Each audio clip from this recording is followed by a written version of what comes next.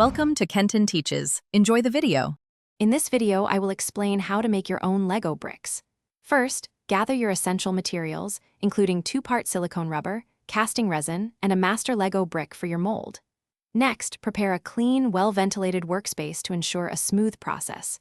We will cover creating a detailed silicone mold, then casting your custom bricks with resin, and finally, finishing them for play.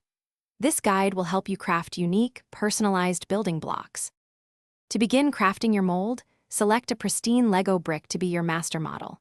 Then, carefully mix the 2 components of your silicone rubber, following the manufacturer's instructions precisely. Pour the mixed silicone slowly over your chosen brick, ensuring it covers all details without trapping air bubbles. Let the silicone cure fully. This crucial step can take anywhere from 4 to 24 hours, depending on the product. Now it is time to cast your bricks. First, prepare your chosen casting resin by mixing its 2 parts in the exact proportions specified by the manufacturer. Slowly pour the mixed resin into your cured silicone mold, carefully filling each cavity. If you have access to a pressure pot, use it to eliminate any tiny air bubbles, ensuring a perfectly solid brick. Allow the resin to cure completely, which might take from 30 minutes to several hours.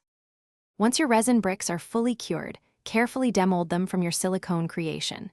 You might find some excess resin, called flash, around the edges. Simply trim this away with a sharp craft knife or fine grit sandpaper for a smooth finish. Now comes the fun part. Customize your bricks. Paint them with acrylics, add details, or leave them as is. Always ensure they fit snugly with your existing Lego collection for endless building possibilities. Thanks for watching. Please subscribe if this video was helpful.